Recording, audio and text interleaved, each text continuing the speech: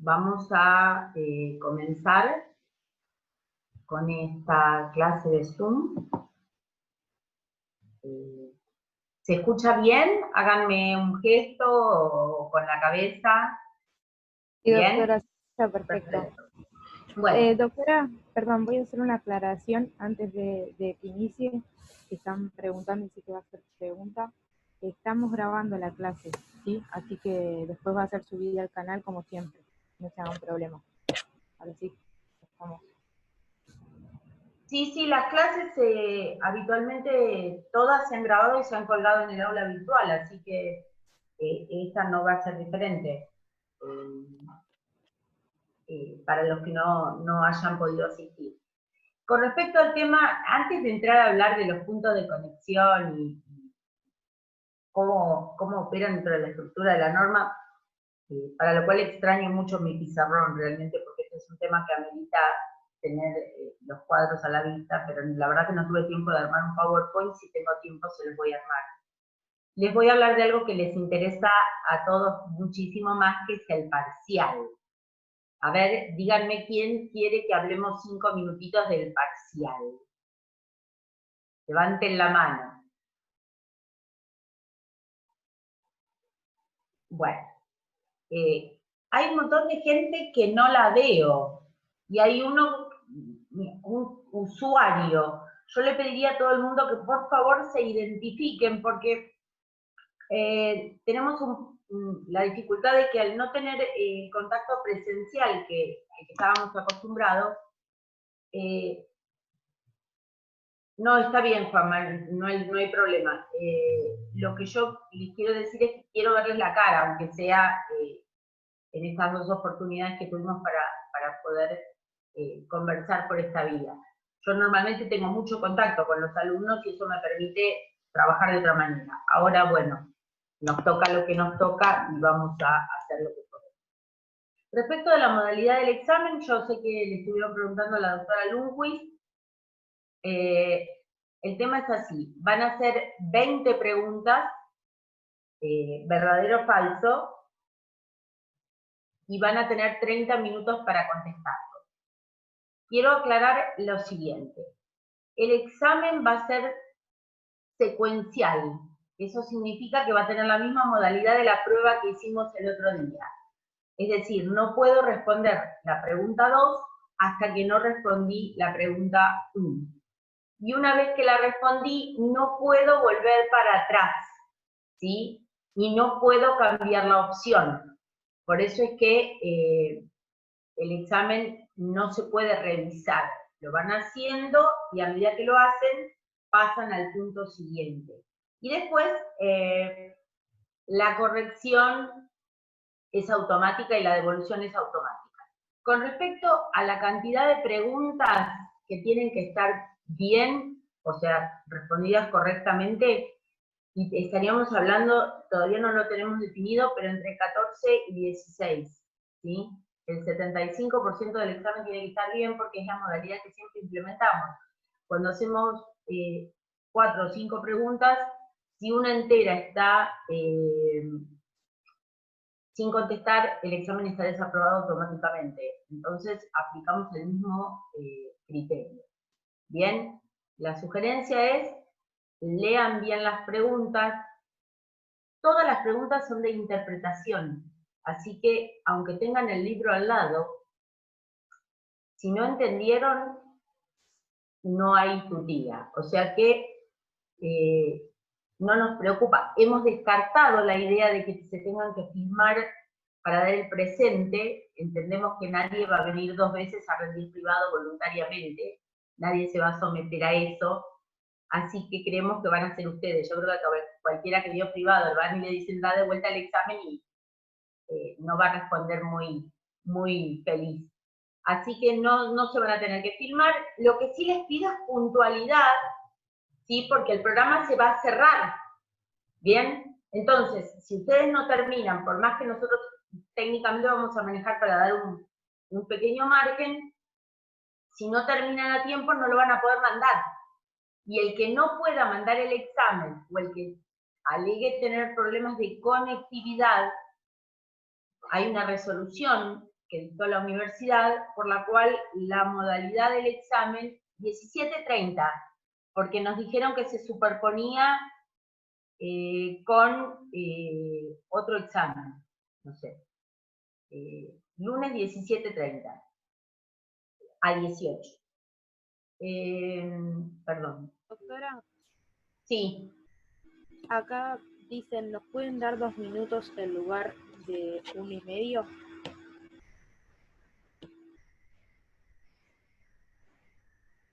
O sea que el examen lo llevemos a 40 minutos. Claro, 2 minutos por pregunta. Bueno, déjenme pensarlo y hablarlo con el equipo de trabajo y ahí se los voy a responder.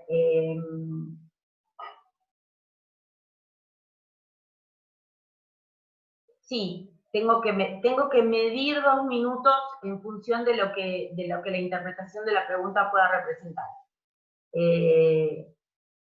16 bien es un montón, sí, es un montón porque es el mismo criterio que aplicamos con los parciales. En los parciales a veces son 4 preguntas y con que una sola esté sin contestar, está desaprobado y no se corrige.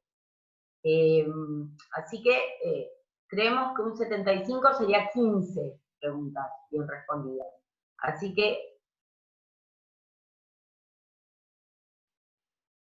bueno, a ver. Yo entiendo los planteos y los voy a considerar con respecto al tema del tiempo. Podemos pensar que sean 40 minutos, pero finalmente no vamos a poder satisfacer a todo el mundo, ¿no? Entonces, bueno, las decisiones las vamos a tomar en función de cómo trabajamos. Ustedes piden 2 minutos por pregunta, ya han tenido otros parciales y ese es el tiempo que ustedes estiman que van a necesitar.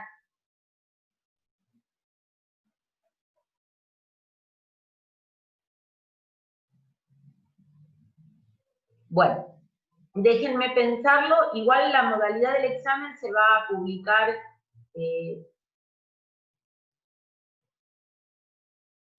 ok.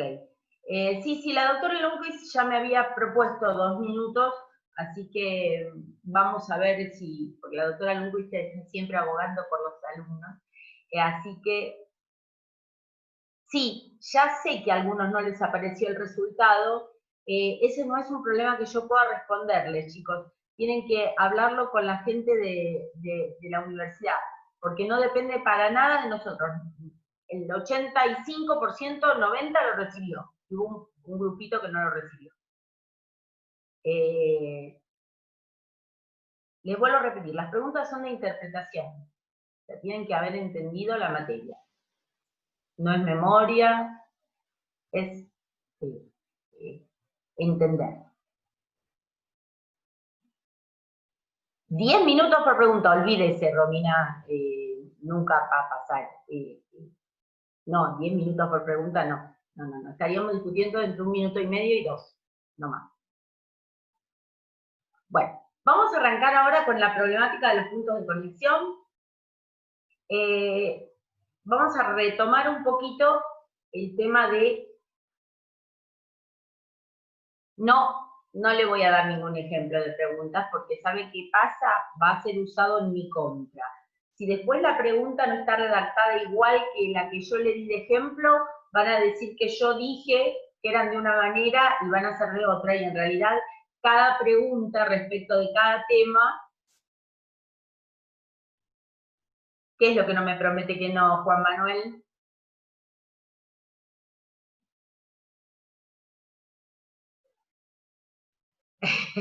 No, el tema es el siguiente. Las preguntas fueron redactadas por cada uno de los profesores que armó los temas y que dio los temas. Entonces, y es en función de las guías de estudio que se subieron y de los textos. No se olviden que hay que leer el texto, ¿sí? O sea, puntos de conexión. En el único lugar donde lo van a encontrar, no, 2 minutos estarían mejor, está bien, Romina. Yo le decía que 10 minutos no. No, 3 minutos no. No, ya me convencieron con... No, no hay posibilidad porque es secuencial, Kevin. Es así como funciona el examen y además es aleatorio, quiere decir... esa es otra cosa importante que les quiero comentar. Es aleatorio, eso significa que no hay dos parciales iguales. ¿Por qué? Porque no van a tener las mismas preguntas. Algunas se van a repetir y otras no, porque hay muchas más preguntas de las que el examen necesita. Entonces, la mayoría no se van a repetir, y las que se puedan repetir no van a estar en el mismo lugar. Eso es para el que tenga la tentación de consultar, che, la número 3 es verdadero, no va a ser la misma pregunta. Vicky, para hacer esto un poquito más interactivo con respecto a la parte del examen, antes de entrar al ámbito. A los que vayan pidiendo la palabra, yo creo que hay una opción de levantar la mano, ¿no? Si quieren hacer alguna pregunta, no tendría problema que lo hagan verbalmente. Vamos a iniciar un pequeño segmento. Perdón, doctora. ¿Pueden automáticamente ellos mismos dar de alta su micrófono? Nos dejé activado para eso. Sí, igual vamos a dar un orden, o sea, los que quieran hablar, vayan diciéndomelo. Si le parece, yo voy anotando quienes van levantando la mano y les voy dando yo la igual palabra. le vamos a dedicar 5 minutitos más a este tema y después ya arrancamos con la clase.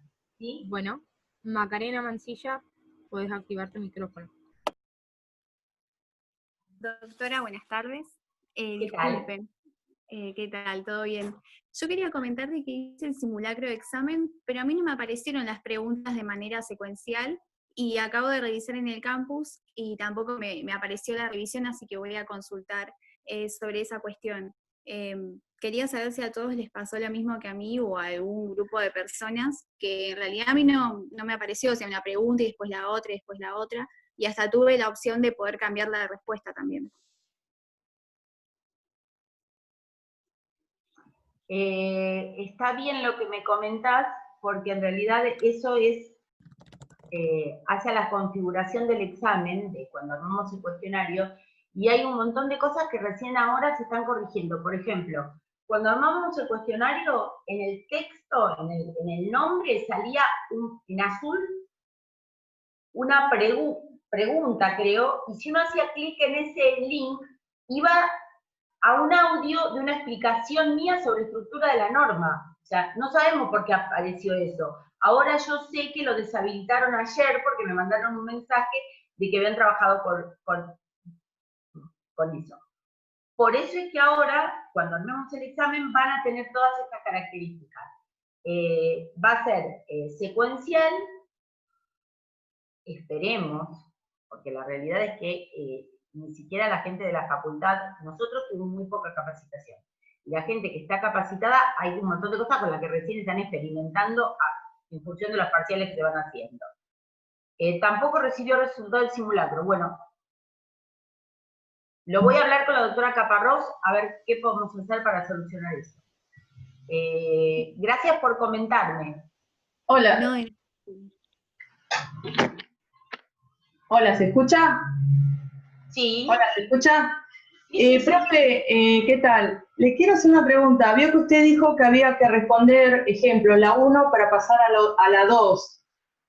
¿No podría, no sé si puede ser, evitar eso por el tema, como tenemos poco tiempo, para ir descartando la que sabemos más o menos e ir adelantándonos con el parcial? Porque imagínense que con todo esto estamos muy nerviosos por el encierro y todo lo demás, y no es lo mismo un día natural en la facultad que esta situación que estamos pasando. No sé si usted podría evaluar eso. No, la modalidad del examen es secuencial. Lamentablemente es así, por eso les pido que se tomen el tiempo antes de responder cada pregunta. Es el programa que ya le dieron a ustedes, así funciona de esta forma. Ya está funcionando así, además, por eso les estoy considerando la posibilidad de agregarle 10 minutos más, para que puedan pensar antes de pasar a... Ok. Ahora ya veo que hay una gran cantidad de gente que no recibió la devolución. Chicos, No, nadie, creo que no recibió nadie la devolución.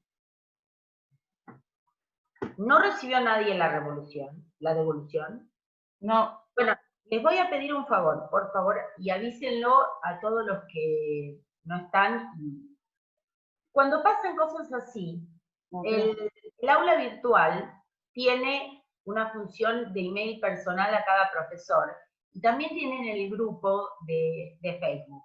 Háganmelo saber, ¿sí? Porque si pasan estas cosas, las tenemos que corregir para que en el recuperatorio no pase y en el segundo parcial tampoco. Pero si yo no lo sé, si ustedes no me lo dicen, yo me estoy notificando ahora, salvo por una alumna que me dijo que no había recibido la devolución y yo lo transmití. Ahora me entero que nadie recibió la devolución, bueno, algo, o apretamos mal un botón o había algún problema en el programa. Así que, gracias por avisarme, pero ya les vuelvo a repetir, cualquier irregularidad que ustedes, y Lisandro, claramente nadie la recibió. Para que la reciban, vamos a ver qué es lo que hay que modificar. Tranquilos, porque la devolución la van a recibir sí o sí, no importa cómo tengamos que... Ok, pudieron cambiar las respuestas. No va a ser así en el parcial. Bueno, ¿algo más? Una preguntita. Ah, perdón, les quería comentar que el que no pueda rendir, porque tenga problemas de conectividad, y quiera rendir el primer parcial sin ir directo a recuperatorio, el que alegue, a ver, que se le cortó el wifi, lo que sea que quieran utilizar, la opción que nos da la universidad es que al otro día les tomemos oral vía Zoom toda la cátedra. ¿Ok?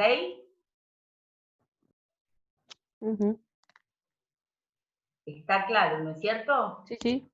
Esa es la instrucción que tenemos. O sea, claramente, chicos, váyanse a la NASA para conseguir Wi-Fi, porque si no, el que quiera, claro, si no, brindan Zoom con los 8, y bueno, que yo estaría pensando que no es lo que ustedes quieren, ¿no? Claramente. La cara de todos me encanta, la cara cuando yo dije tienen que rendir oral con toda la cátedra, la cara de pánico de todos los... así que bueno, esa es la opción. Cristina Páez quiere hacer una pregunta, a ver. Sí, yo quiero preguntar, de acuerdo a la modalidad del examen, ¿qué pasa si yo estoy respondiendo dentro de los minutos que usted va a dar las respuestas y de repente no me doy cuenta del tiempo porque por ahí estoy concentrada en las respuestas y se terminó el tiempo y yo no terminé, voy por la pregunta 15 o 16, no terminé la 20, ¿qué pasa con ese examen? ¿Queda aprobado, desaprobado directamente? No, si usted no lo entregó, no apretó Claro, la opción de entregar. Se cortó el sistema y no alcancé a entregar porque no me di cuenta. No, sí, a ver, usted me planteó varias situaciones diferentes. La primera es si usted se perdió la cuenta del tiempo que lleva rindiendo. Bueno, eso no le puede pasar. Póngase el celular al lado con el cronómetro, porque realmente no le puede pasar.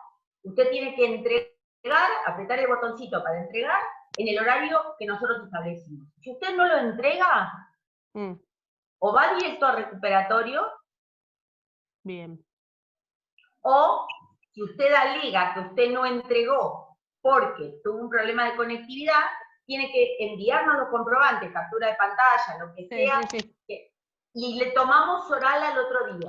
Sí, ¿sabe por qué pregunto? Porque yo ya rendí un virtual, ¿sí? 20 preguntas en media hora.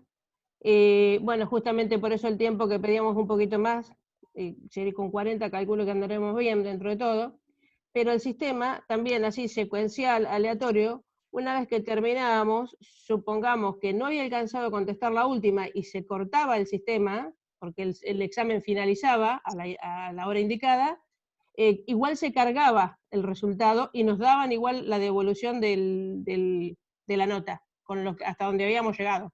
Por eso le preguntaba, nada más que por eso. No, le voy a aclarar por qué es eso. Eso es porque nosotros le damos al programa un margen de tiempo para que las personas, exacto igual se cargaba bien, en Internacional Público. Nosotros le damos al programa un plus para que los que entregan a último momento tengan un pequeño margen para que sigan entrando los exámenes. ¿Bien? Pero no se jueguen a eso. No, ¿sí? no, está bien. Yo pregunto porque... Claro, el examen les va a entrar igual si lo entregan dentro del tiempo indicado y un poquitito más. Pero yo no me jugaría porque si se cierra y no entró, no entró. Sí, Les vuelvo a repetir, nosotros tenemos cierta flexibilidad con eso, lo hemos hablado ya con la gente de programación, para que no se les cierre cuando no se dieron cuenta que les faltaban 3 minutos. Pero no es mucho el margen. Sí, entiendo. O sea, no se jueguen hasta el final. Piensen que si termina 18, 10, bueno, hasta ahí 12 y 13. Sí. Pero después ya, yo igual, no lo controlo. No se preocupe, igual mi inquietud iba hacia cómo consideraba la evaluación de ese examen. Si yo no lo completo las 20, es claro que voy al recuperatorio o al día siguiente. No. Si usted tiene alguna sin contestar, si usted cumplió con la cantidad de preguntas que requerimos y están bien, usted aprueba. Ah, bueno, bien. No, en el examen, cuando yo les hablo del examen, les hablo del examen en papel. En ese usted no contesta una pregunta, porque son 4 preguntas o 5 para toda la materia. Está bien. ¿Bien? Esto es diferente. Si usted una no la contesta, consideramos que está equivocada, punto. No va directo a recuperatorio. No, bien. Si usted contestó todas las demás bien, no va a recuperatorio. ¿Por qué va a ir a recuperatorio? No, de ninguna manera. Gracias. Bien. Bueno, vamos a ver el señor Secondi. Última pregunta porque quiero dar la clase, chicos. Perdón, son dos preguntitas. Una es, en caso de que no nos llegue la evaluación, como por ejemplo sucedió en el anterior examen de prueba, ¿se guardan los resultados? ¿Ustedes los tienen guardados a los resultados del viernes pasado, por ejemplo? Totalmente. Yo tengo los resultados, los promedios, cómo contestaron cada una de las preguntas, cuál fue el promedio de éxito en cada pregunta y cuál fue el nivel medio que consiguió el grupo completo de 126 personas que fueron las que ingresaron a rendir. Todo, la estadística, a mí automáticamente me entregó todo. Bárbaro, joya. O sea que en el peor de los casos que no la devolviera, yo les hago saber, hago capturas de pantalla y las subo a la página de Facebook o lo que sea y les hago saber. Igual vamos a tratar de que no pase. A mí me devolvió todo. Ah, chicos, la doctora Lundquist puso un mensaje muy importante. Nosotros tenemos anotados en la comisión 01, 72 personas y en la 02, 75, una cosa así. En la página, en el aula virtual hay 196 personas. Salvo una serie de personas que la doctora Arias ya me aclaró que por distintas situaciones pueden rendir, el resto, si rinden, o sea, se presentan al examen, esa presentación es de ningún valor. O sea, si no le falta una correlativa, acá no hay reserva de notas, ¿sí? No lo hay en la cursada presencial, no lo hay en la cursada virtual. El hecho de que se les haya permitido ingresar al aula virtual, bueno, utilícenlo para cuando tengan que rendir, tienen mucho material, tienen trabajos prácticos, tienen respuestas, tienen clases, pero no se presenten a rendir, está la lista completa de los que no pueden rendir. Eugenia se tomó el trabajo de ponerlo. No rindan, porque sí, o sí. Quieren rendir, es como la nada misma, no les va a generar un derecho adquirido a nada, ¿sí? Especialmente la gente Sí, no, los que tienen un problema de cambiario ya lo tengo en la lista, olvídense, no hay problema. Sé de quiénes son los que no figuran en el CIN. En el campus virtual está subida la lista, sí, hay un comunicado en la parte de avisos. Yo les recomendé la otra vez que cada tanto chequeen los avisos, chicos, porque nosotros ponemos bastantes avisos. ¿Sí? Bueno, a ver, queda la otra segunda. pregunta. Es una tontería en realidad. ¿Vio la pregunta que usted hizo, que alguien hizo, que decía que la Argentina limitaba con Chile, Bolivia y Uruguay? En sí es verdadera, pero mi lógica me hace que sea falsa, porque, o sea, es verdadera si uno lo mira a simple vista, pero si le agrega el solo, se convierte en falsa. Solo limita con Chile. Sí, pero no tenía el solo. Claro, no tenía el solo, entonces es verdadera. Perfecto. De 10. Eso me quería quedar tranquilo. Es una cuestión Listo. de interpretación básica. Si yo hubiera puesto solo, sería falsa. Pero no Perfecto. De decía 10. solamente o solo. El examen va a tener esa lógica en la enunciación. La enunciación es literal. Usted tiene que leer lo que dice, entenderlo y decirnos si esa afirmación es verdadera o es falsa. Y probablemente, les comento, probablemente se encuentren con dos afirmaciones muy parecidas, una verdadera y la otra falsa. ¿Sí? Perfecto. Okay. Con lo cual hay que leer bien. Muy bien. Muy bien. Listo. Era solo eso. A ver, Juan Manuel Laportilla, no hemos nunca maltratado a nadie en tantos años, no vamos a empezar ahora, no tenga miedo. No haga como un alumno que un día vino a rendir una mesa libre y nos vio al doctor Acosta, a la doctora Ragonese y a mí, y nos dijo que vernos a los tres juntos le daba impresión. Yo dije, bueno, ya está, no tenemos que... no pasa nada, hay un recuperatorio. La materia es complicada y piénsenlo bien antes de responder, nada más. Bueno, vamos a hablar un poquito de los puntos de conexión, porque después nos van a echar del salón. Chicos, la idea es que es evaluar si aprendieron o no aprendieron, o sea, qué es lo que aprendieron, qué es lo que entendieron. No es, nunca jamás en la vida buscamos desaprobar gente en forma masiva, no nos interesa, no queremos probar a nadie, le ponemos toda la buena voluntad. Vieron que a mí me escriben hasta por mi Instagram y yo contesto. No se va a poder volver para atrás.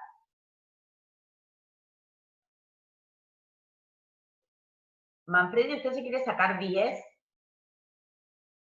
Lo veo bien, hay que ser ambicioso en la vida. Bien, vamos a comenzar con el tema de los puntos de conexión, porque si no nos van a echar, claramente. ¿Alguien quiere hacer alguna pregunta más muy importante que se muera de si no la hace con respecto al parcial?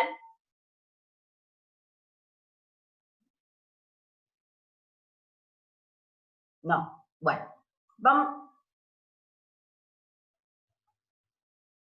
Bueno, la modalidad del examen ya se las expliqué, chicos, así que bueno. Los casos, como este es importante. En los casos, ustedes tienen que analizar quiénes son las partes, cuál es la problemática y qué normas están en juego. Y ahí ustedes después van a evaluar qué es lo que el juez dijo que esa norma era. Ejemplo, Sastre convivido. Estamos hablando de jurisdicción en acciones personales patrimoniales, donde tenemos el artículo 56 del Tratado de Montevideo del 40, que dice que en acciones personales patrimoniales serán competentes los jueces a cuya ley esté sometido el acto jurídico en materia de juicio, o domicilio del demandado, primer inciso, o se admite la prórroga de jurisdicción luego de comenzado el litigio, y la aceptación de la competencia diferente debe ser manifestada en forma positiva y no ficta. Accidente en la avenida Gorlero, en Uruguay, lugar de donde ocurrió el acto ilícito, demandado a domicilio en La Plata. Demandan en La Plata y el hombre dice que no es competente la justicia de La Plata, que prefiere que lo demanden en Uruguay. Claramente era una chicana, pero bueno, no importa. ¿Cuál era la cuestión en discusión? No vamos a hablar de cuestiones de otros temas. Estoy dando un ejemplo para ver cómo analizar un caso. Con Ucanamal, léalo en el libro del Dr. Hoff o de Goldschmidt y está perfecto. O busque el fallo con explicaciones sobre Ucanamal y lo va a encontrar. ¿Cuál era la cuestión en Sastre con Bibiloni? El inciso A, que dice domicilio del demandado, aparte de la norma general que dice que la norma general en acciones personales patrimoniales es que serán competentes los jueces a cuya ley esté sometido el acto jurídico en materia de juicio.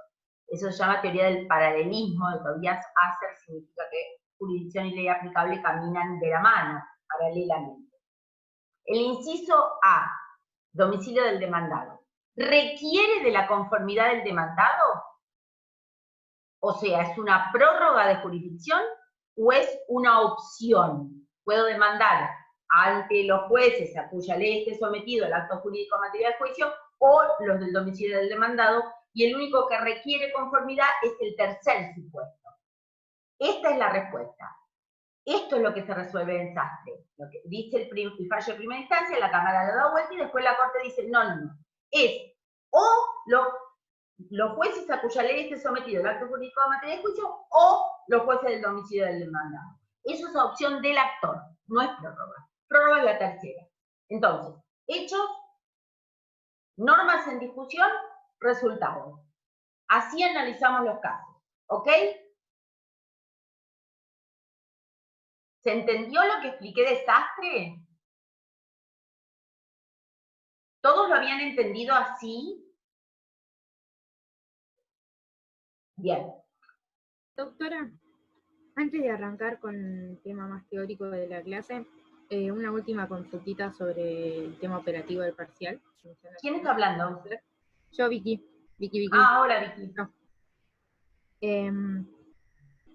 Acá me preguntan cuáles son las cantidades de preguntas correctas, porque usted recién había dicho 15 o 16 y no daba con el porcentaje final de las 20, que es el 100%. Déjeme, todavía no terminé de definir la cantidad de preguntas, porque le vuelvo a repetir, estamos evaluando el formato del examen, cómo cargar las preguntas, son muchas preguntas para que sean todos los exámenes diferentes. Más tarde yo voy a hacer el porcentaje de acuerdo a nuestros criterios y se los voy a publicar. Todas las características que va a tener el examen van a estar publicadas en el aula virtual y en la página de Facebook. O sea, todo. Aparte yo sé que ustedes la página de Facebook la miran porque subo algo y a los 2 minutos se etiquetaron 400, o sea que ya sé que la miran. A veces más que el aula virtual. Vieron que yo a todo lo que me preguntan les contesto, siempre. Es la última que le permitimos, Sí, perdón, es un problemita. Recién un compañero me acaba de mandar que estoy en la lista de los que no pueden rendir, pero es porque, creo yo, porque yo estoy anotado realmente en la materia, en el campus, pero figura mi apellido en el campus virtual como A. Secondi, y mi apellido es Secondi, con S, no es con la A. Bueno, va a tener que hablar con la doctora Arias. Nunca pude acceder a nada, tuve que hacerme 2 cuentas del campus y voy a rendir con la del campus A. Secondi, pero mi apellido es Secondi, como figura acá. ¿Pero usted está en el SIU?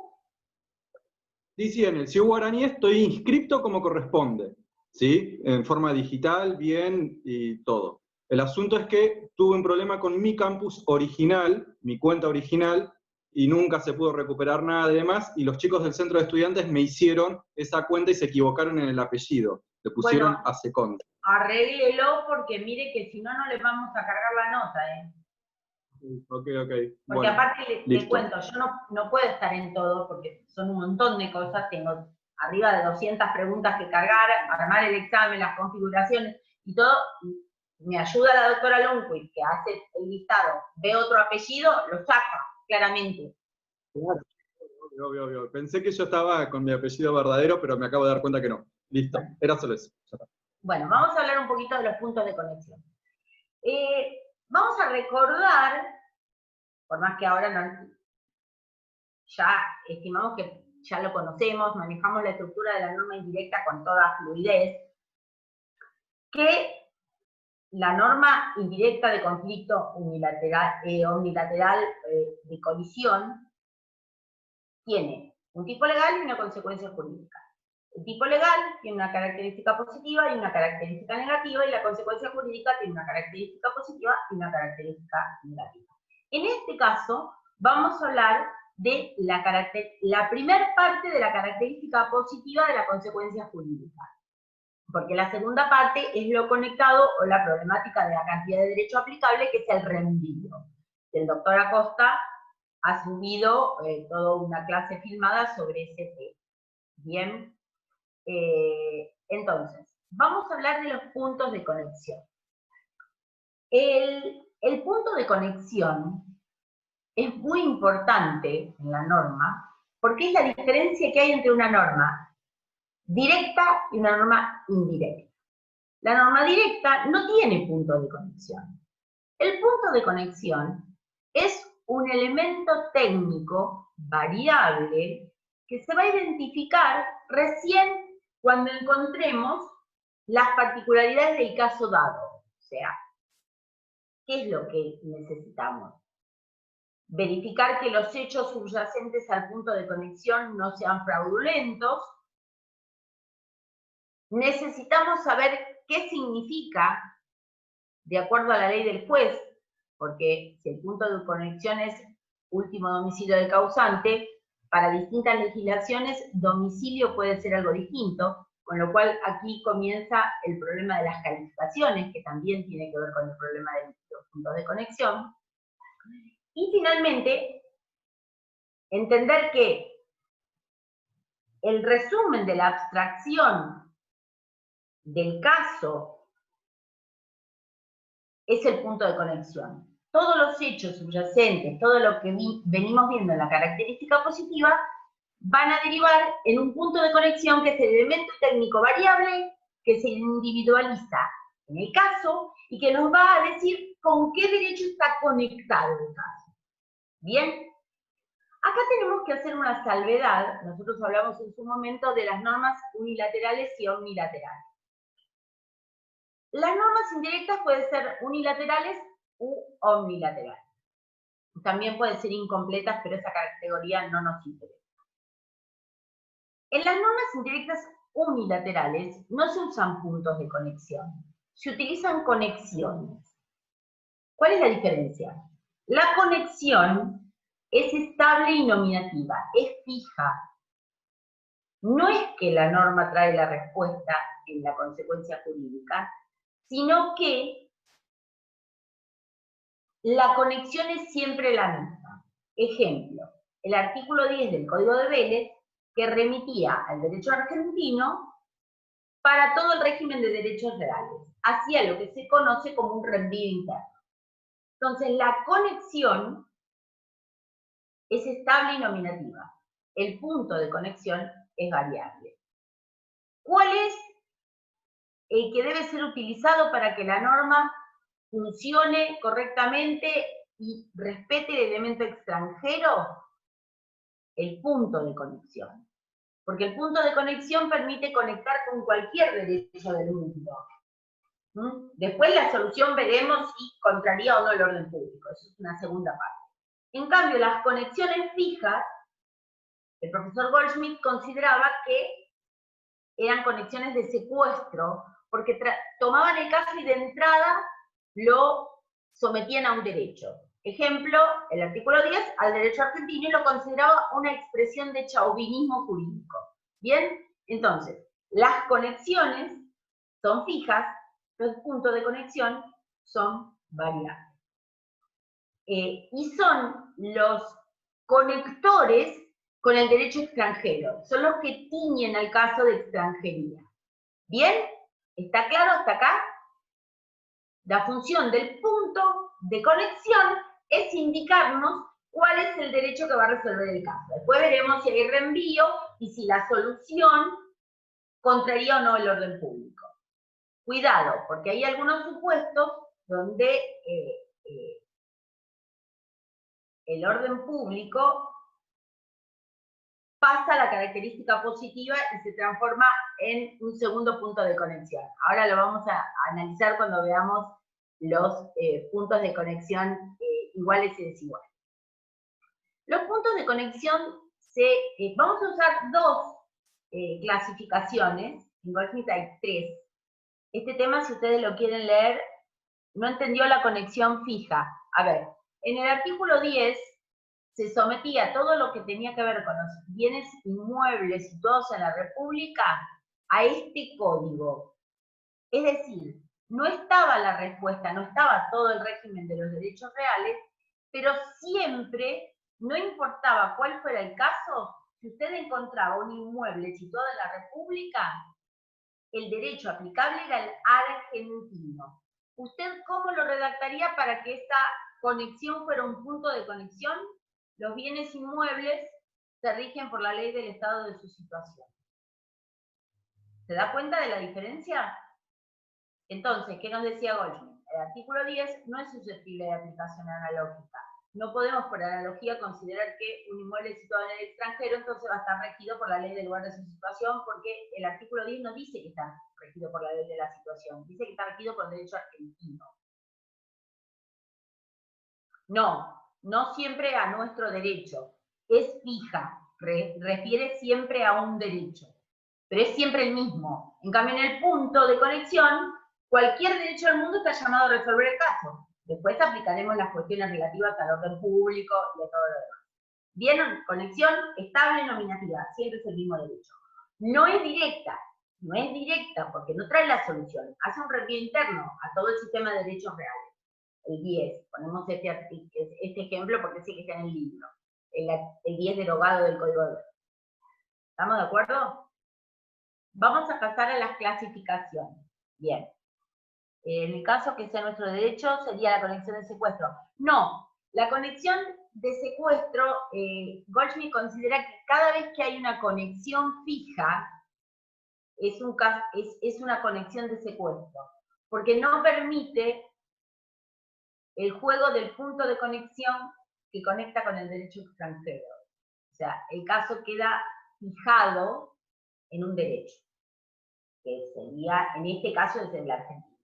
Pero no hay opciones, ¿sí? En cambio, el punto de conexión a usted le llama a cualquier derecho del mundo. Último domicilio del causante, el causante tenía último domicilio en Myanmar, que era Sri Lanka antes, y después se querrá morir porque va a tener que averiguar el derecho, pero usted va a aplicar ese derecho, salvo que la solución sea manifiestamente contraria a los principios de nuestra legislación. ¿Bien? Bueno, vamos a pasar a la clasificación. Les decía, en Goldschmidt, que ustedes lo encuentran en la parte de características positivas de la consecuencia jurídica, la primera parte analiza los puntos de conexión, van a encontrar 3 clasificaciones. Una es según el objeto de referencia, la otra es según el carácter de la conexión, y la tercera es según su encuadre dentro de los 3 aspectos del mundo jurídico. Vieron la doctrina trialista, el elemento sociológico, el elemento dictológico y el elemento normológico. Esta última categoría no la lean, directamente no la lean, porque les va a generar muchísima confusión respecto de lo que dicen los otros 2 puntos de conexión, porque los mezcla todos y no hace falta, porque como nosotros no estamos haciendo un enfoque absolutamente trialista de la materia, sino que estamos mezclando elementos, esta clasificación no la lean. ¿Estamos todos de acuerdo? No, Goldschmidt es trialista, creó el trialismo jurídico, no es biunaturalismo. ¿Qué es lo que quiere que le repita, Vicky?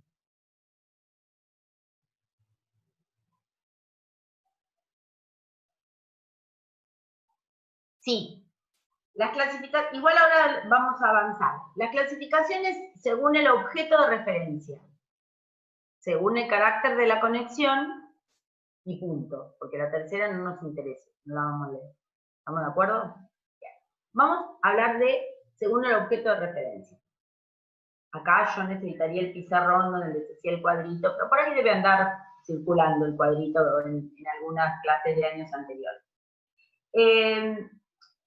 Según el objeto de referencia, los puntos de conexión coinciden con los elementos extranjeros del caso.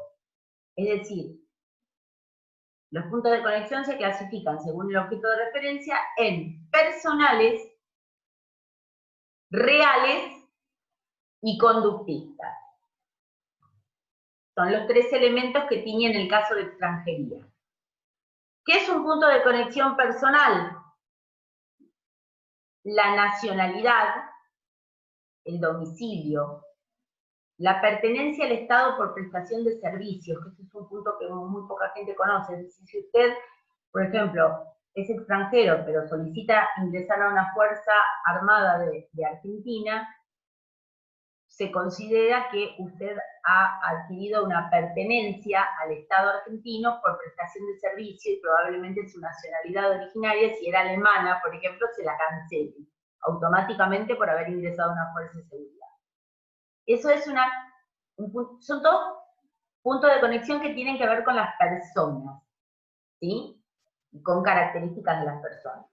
Nacionalidad, domicilio, residencia, pertenencia al Estado por prestación de servicio.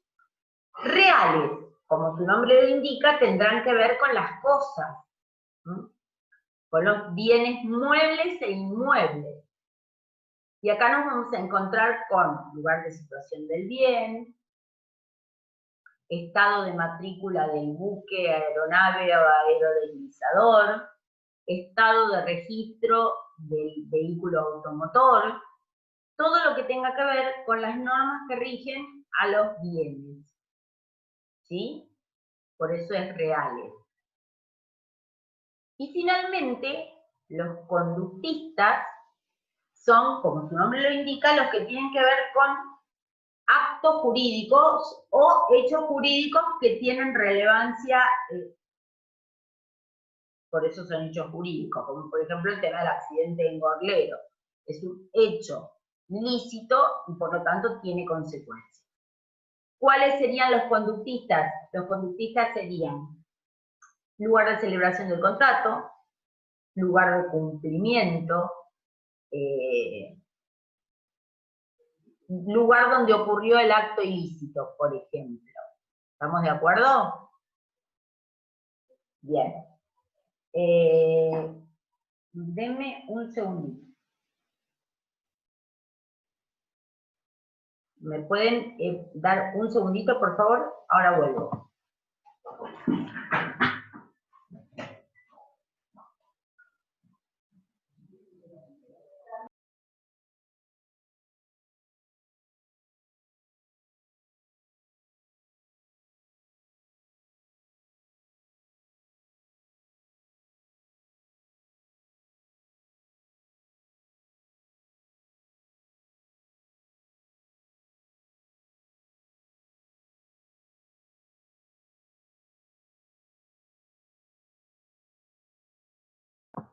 Disculpen, pero tenía un inconveniente técnico. Bien, entonces, los conductistas tienen que ver con actos o hechos jurídicos, lugar de celebración de contrato, lugar de cumplimiento, lugar de entrega de la cosa, lugar de perpetración del acto ilícito.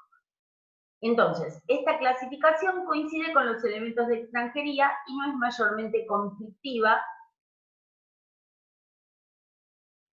Exactamente, en relación a los hechos, a las cosas o a las personas. ¿Sí? Esa es la clasificación que utiliza el Dr. Hoff. Sí, sí, es correcto. Lo que me señalan acá. Yo para este tema recomiendo que lean Goldschmidt. Son pocas hojitas y es muy claro. Claro, sí, es exactamente lo mismo que el doctor Koch utiliza como los hechos, las personas y las cosas. Acá decimos personales, reales y conductas. ¿Estamos de acuerdo? Ahora viene la clasificación más complicada, que es según el carácter de la conexión. ¿Qué dije de extranjería? Que los tres criterios, o sea, reales, personales y conductistas, coinciden con los elementos que tiñen de extranjería el caso, y lo transforman en internacional. ¿Se acuerdan que decíamos, bueno, un caso puede ser nacional, y después se vuelve internacional, o nace internacional, porque hay un elemento de extranjería. ¿Cuál es el elemento de extranjería? Alguno de estos elementos, personales, reales o conductistas. Coinciden los puntos de conexión con los elementos que tiñen al caso de extranjería. ¿Está claro? Bien.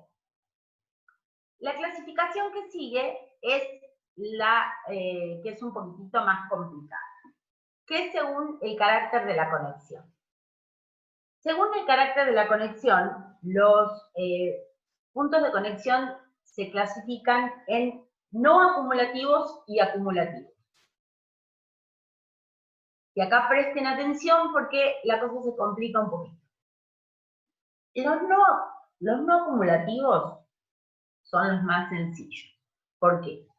Porque como su nombre lo indica, hay un solo punto de conexión que va a resolver, nos va a conectar con el derecho extranjero. Ustedes me van a decir, ¿cómo uno solo? Sí, porque en los acumulativos hay más de un punto de conexión. Hay dos. Que ya vamos a ver cómo opera. ¿Vieron? Como no estábamos complicados suficiente, ahora resulta que en algunos casos tenemos dos puntos de conexión. Sí, tenemos dos puntos de conexión. Los no acumulativos se clasifican, a su vez, ustedes imagínense, estamos haciendo un cuadrito. Puntos de conexión, clasificación según el carácter de la conexión. Hagan eso. Yo me voy a tener que comprar una tril, como dice que se compró el doctor Acosta, si sigue la pandemia esa. Entonces, ahí abrimos un corchete, lo que quieran, y pongan no acumulativos y acumulativos. Los no acumulativos se dividen a su vez en simples y condicionales. Y los condicionales en subsidiarios y alternativos. ¿Vamos viendo el cuadrito? ¿Cómo va saliendo? Y abajo ponen acumulativos y acumulativos, dos líneas iguales y desiguales. Ahora vamos a desarrollar cada uno de esos puntos. Por eso les decía que si tengo tiempo les armo un Power para que lo tengan esto un poquito más graficado. Los puntos de conexión no acumulativos simples son aquellos en los cuales solamente el punto nos indica de entrada cuál es el derecho que va a resolver el caso.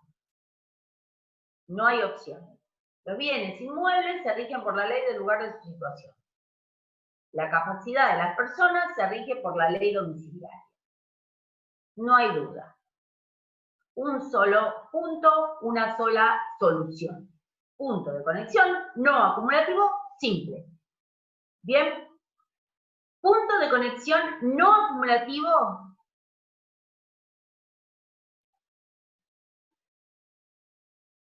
condicional. ¿Por qué es condicional? Porque dependiendo de determinadas circunstancias es que vamos a resolver en función de un punto o de otro. Siempre al final es uno solo. Esta es la principal diferencia con los acumulativos. Uno solo. Pero tenemos opciones. Entonces, los condicionales, como su nombre indica, están condicionados a subsidiarios y alternativos. ¿Qué es un punto de conexión no acumulativo condicional subsidiario? Vieron que parece como una tortura esto. Subsidiario es que la norma trae un punto de conexión, que es el que nos va a conectar con el derecho extranjero, pero para el caso de que este punto de que este derecho indicado como aplicable o que este punto claudique, o sea, no lo podamos cumplir, no lo encontremos, trae un segundo punto. Ejemplo, la Convención de Viena sobre compraventa internacional de mercaderías dice que se le aplica a partes con establecimientos en estados contratantes. Ese es el punto de conexión. Tener un establecimiento en un estado contratante. Pero, si yo no puedo encontrarlo, aplico la ley domiciliaria. No llego a la clasificación de establecimiento, después el concepto de establecimiento está dado por el derecho interno, pero tengo el domicilio. Y la de la Haya sobre ley aplicable a la compraventa es más flexible todavía.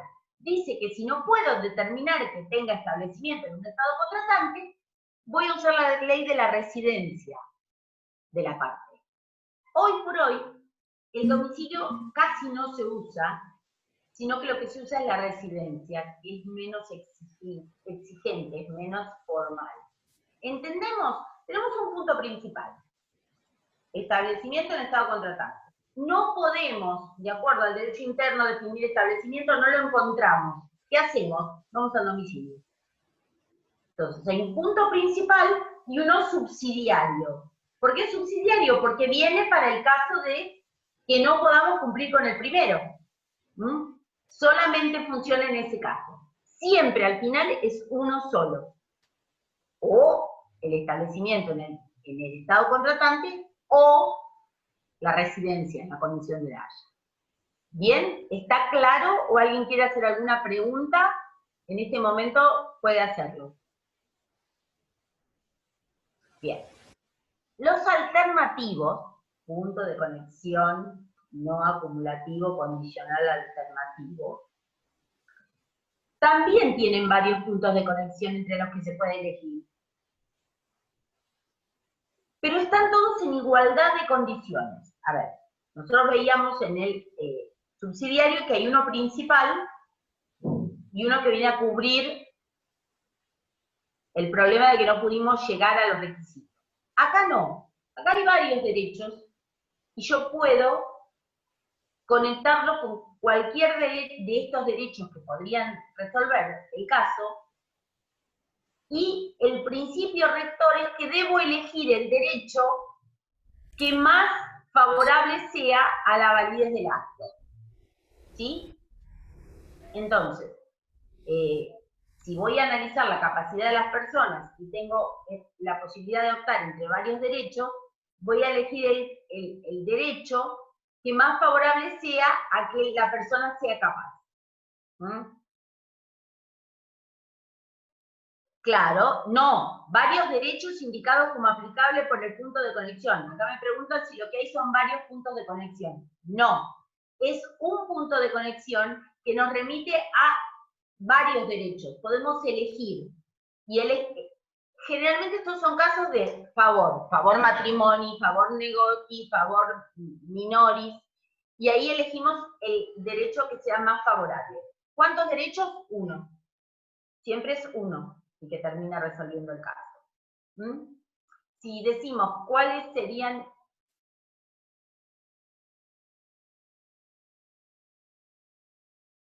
No tiene nada que ver con el fraude. Acá estamos hablando de cuando el juez resuelve el caso, aplica la normativa que más favorable sea a la validez del acto. No tiene nada que ver. Si fueran todos igualmente favorables, ustedes saben cuáles son las pautas. El que tenga una conexión razonable, el que no tenga en miras un fin deshonesto, como decía Goldschmidt en su proyecto de Código de Derecho Internacional Privado, sería el que no tenga en miras un fin deshonesto, sino que tenga una conexión atendible, y el que decía la proper law of the contract, o sea, que tenga una vinculación natural más clara con el acto, si tiene que elegir entre varios que son iguales, y que todos son favorables al acto. ¿Sí? Todos ya están familiarizados con lo que es el centro gravitacional del acto, o sea, la ley que naturalmente resulta más próxima al acto. No, el forum shopping es una cuestión de jurisdicción. Acá preguntan si es un caso de forum shopping. No, no, no, no. Cuidado, chicos, con confundir la jurisdicción con la ley aplicable. Acá estamos hablando de problemas de ley aplicable. El forum shopping, good o bad, es un problema de jurisdicción. Es de a dónde interpongo la demanda. Acá estoy discutiendo qué ley va a resolver el caso. ¿Sí? Volvemos a la glosa de Apurcio, año 1228. El juez de Módena le aplica al ciudadano de Bolonia el derecho boloñés. Juez de Módena, derecho de Bolonia. Juez competente y ley aplicable, distinto. Cuidado con confundirnos las cuestiones relativas a jurisdicción y a ley aplicable. Se los digo porque no es que ustedes, les pasa a ustedes nada más. Pasa siempre, y es una de las cosas más difíciles de entender. El artículo 10 del código que nosotros estuvimos mencionando es un artículo de ley aplicable.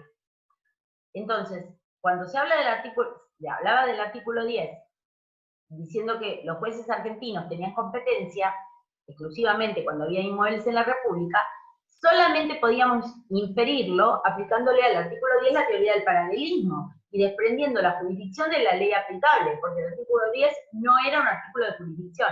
¿Estamos de acuerdo?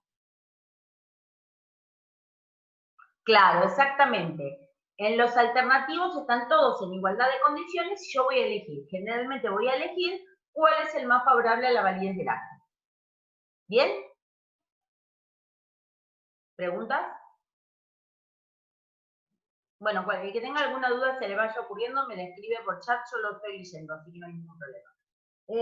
Vamos a hablar ahora de los acumulativos, que son los más problemáticos.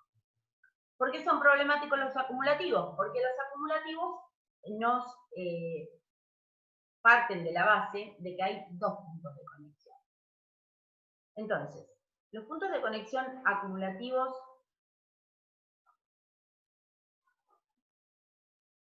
iguales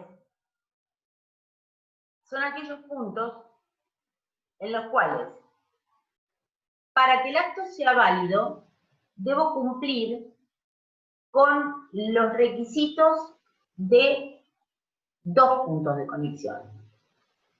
Es decir, va a haber más de un punto de conexión, más de una legislación en juego, y para que el acto sea válido, debe serlo de acuerdo a la legislación de ambos, que fue indicada como aplicable por ambos puntos. Ahora lo explicamos claramente.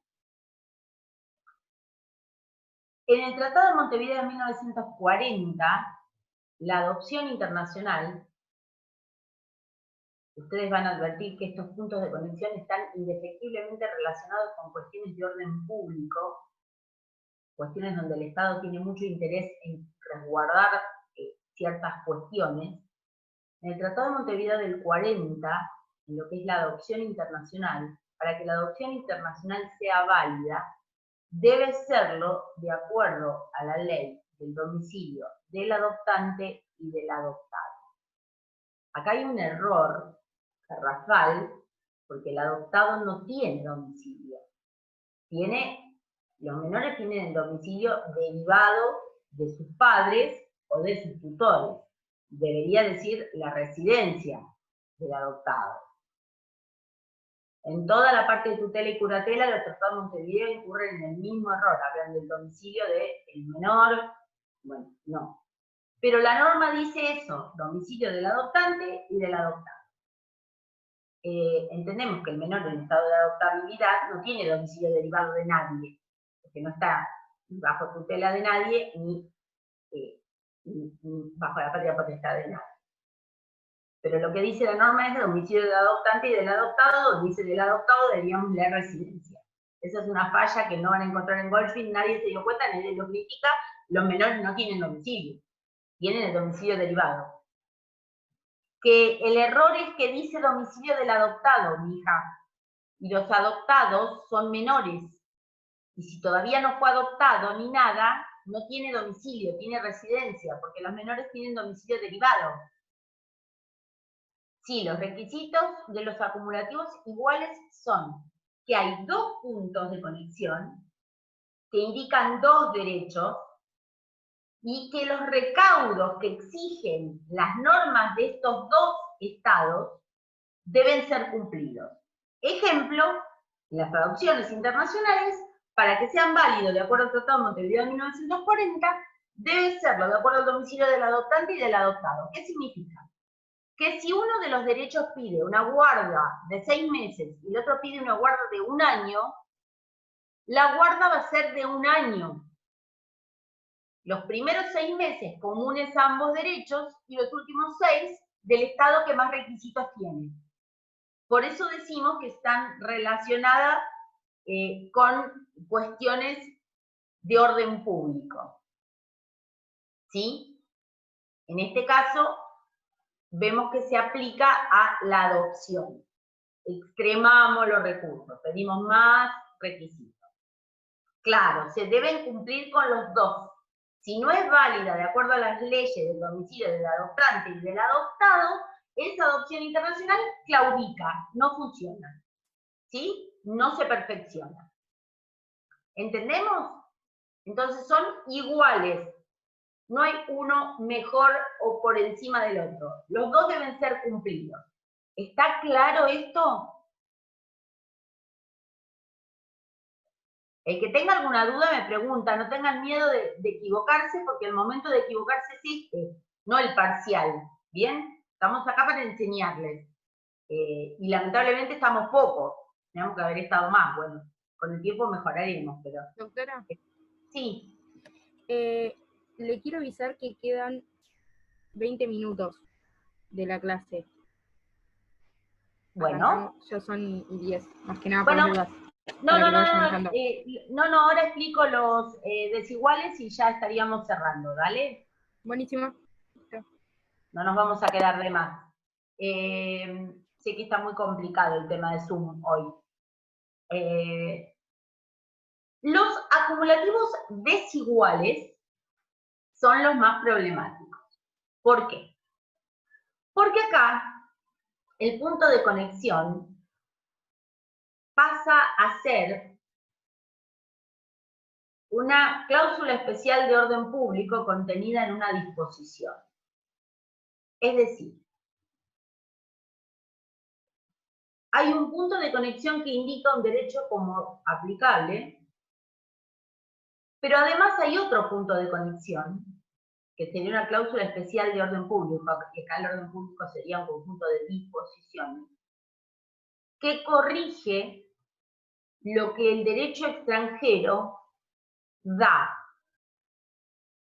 por encima de nuestro máximo o por debajo de nuestro mínimo. No desesperen, ahora lo explicamos.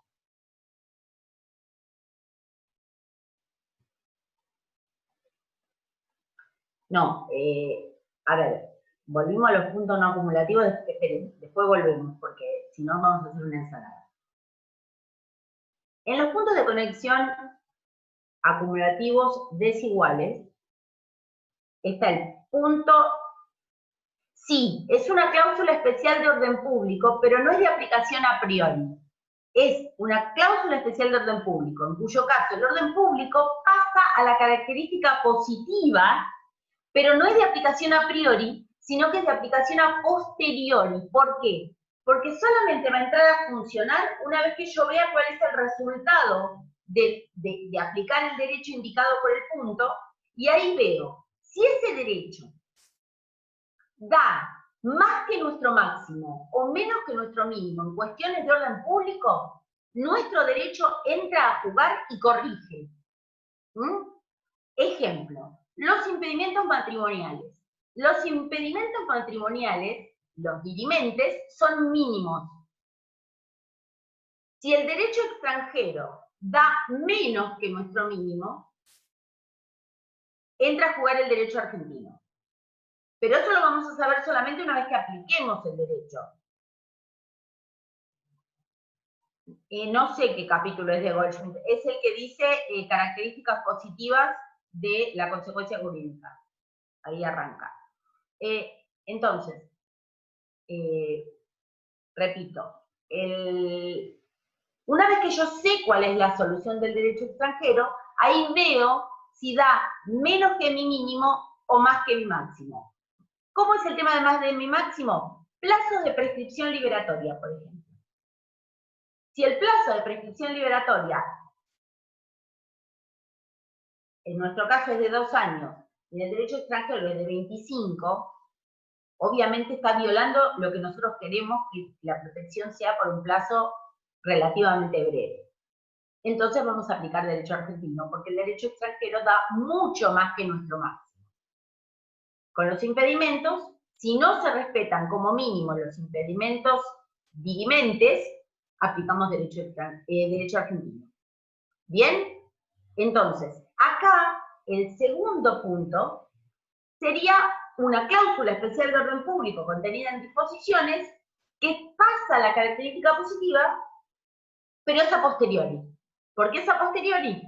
Porque primero tengo que ver la solución para darme cuenta de que no me funciona. Ahora, cuidado con esto, porque el derecho extranjero puede respetar nuestros impedimentos, entonces decimos, lo aplicamos, no hay ningún problema porque nuestros impedimentos están respetados. Pero resulta que también tiene impedimentos que nuestro orden público no aceptaría, como por ejemplo, la prohibición de matrimonio entre personas de diferente etnia. Contrario al orden público, absolutamente inconcebible. En ese caso, tampoco vamos a aplicar al derecho extranjero. Y va a aparecer el derecho propio corrigiendo. ¿Sí? Ahora, si el derecho extranjero reconoce, por ejemplo, porque muchos han discutido si la legítima hereditaria es o no es una cláusula especial de orden público. ¿Ah? Sí, Agostina, la respuesta es sí.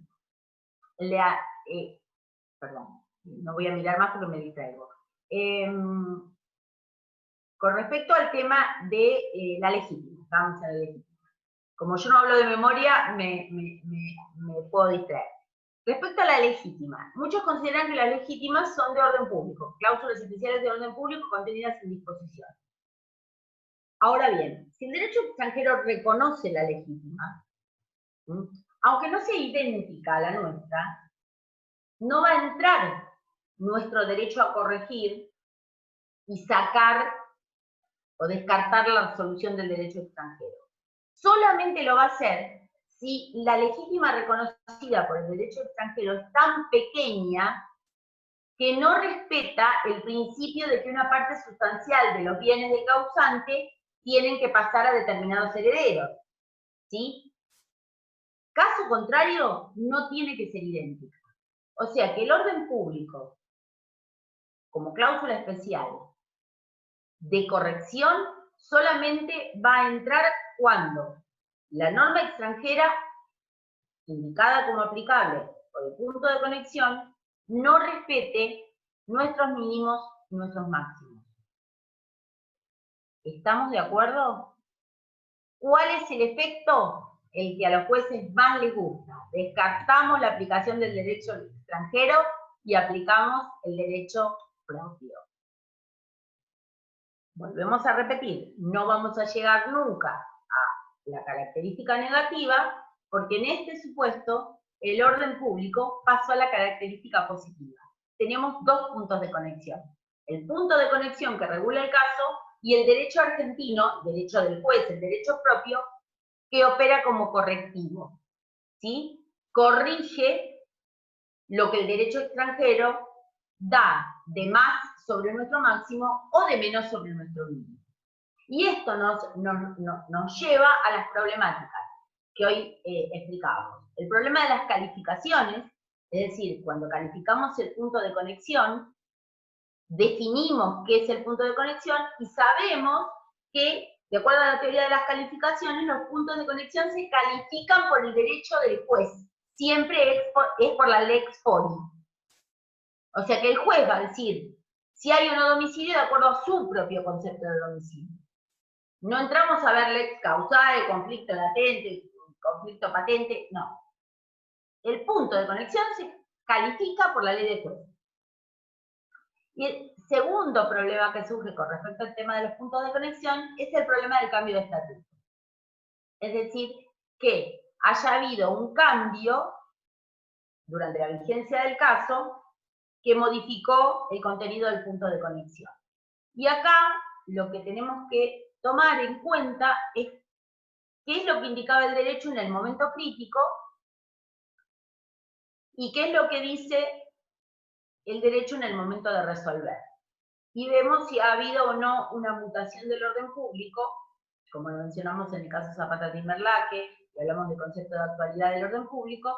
Tenemos dos momentos a tomar en cuenta. El momento crítico, que es cuando surge el problema, y el momento de resolver.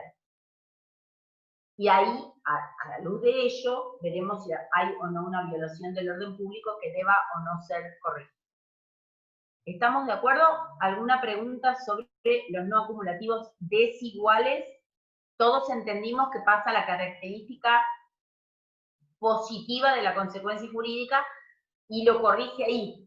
Cortamos ahí, no llegamos a ver la solución, sino que nuestro orden público opera de corrector en ese momento. ¿Alguna duda? Cambio de estatuto. Cambio de estatuto. Ejemplo. Cambio de situación del bien mueble durante el proceso. Los tratados de Montevideo prevén que las normas de competencia que regularon el régimen de los muebles no se modifica las reglas de competencia, aunque haya cambiado de situación. Sí, yo debo adecuarme a las normas del nuevo lugar. Es decir, que para poder saber cuál es el derecho indicado como aplicable por el punto, debo saber cuál era el derecho al momento crítico y cuál es el derecho al momento de resolver. ¿Bien? No hay demasiadas normas sobre el problema del cambio de estatutos, pero el cambio de estatutos tiene que ver con el cambio de una situación. Caso menos posible, pero el caso teórico más conocido es el cambio de situación del inmueble por rectificación de frontera. Es decir, un campo que estaba en Argentina se firmó un tratado y pasó a ser chileno. Y había una demanda, que el juez argentino es automáticamente incompetente y las normas que aplica van a cambiar. No. Pero se dejan a salvo los derechos de terceros, ¿sí? Eso es lo que prevén los tratados de Montevideo. No hay demasiados casos de cambio. En el Tratado de Montevideo del 40, sobre la cuestión de la tutela, cuando establece que la legislación que va a regir la tutela es la ley del domicilio de quien la ejercita, porque en el 89 era el lugar donde se ejecuta, el domicilio de quien la ejercita. Si la persona que ejerce la tutela cambia de domicilio 3 veces, cada vez que cambia de domicilio cambia el régimen. Si de acuerdo al primer derecho podía ejercer solo la administración, de acuerdo al segundo, administración y usufructo, de acuerdo al tercero, administración, usufructo y disposición, cada periodo va a ser regido por el derecho que compete a lugar del domicilio de quien la ejercita. Cambio de estatuto. Hubo un cambio durante el caso. ¿Está claro? El que tenga una pregunta, hable ahora o calle para siempre.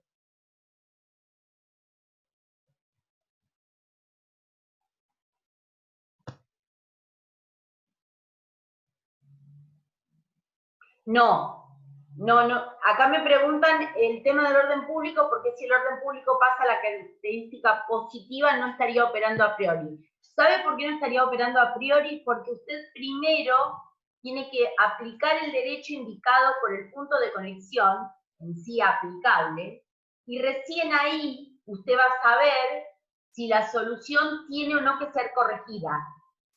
¿Sí? Entonces, primero usted aplica el derecho indicado como aplicable por el punto de conexión, que es el aplicable. Y ahí mira. Y si usted se da cuenta que hay que corregir, ahí viene la cláusula especial de orden público y le fleta el derecho extranjero. No, no opera el orden público, no, en el caso de la tutela estamos hablando de con respecto a los puntos de conexión en general, cómo funcionan cuando hay cambio de estatuto, no tiene que ver con el orden público. No tiene que ver con el orden. Hablamos en general del problema de los puntos de conexión, ¿sí? De cómo los analizamos. En cambio de estatuto, el señor o la señora se mudó 3 veces y de acuerdo al Tratado de Montevideo se rige por el domicilio. Bueno, 3 veces se mudó, 3 regímenes distintos, hay que aplicar cada uno al periodo hasta que cambió el estatuto, porque cambió el domicilio. ¿Bien?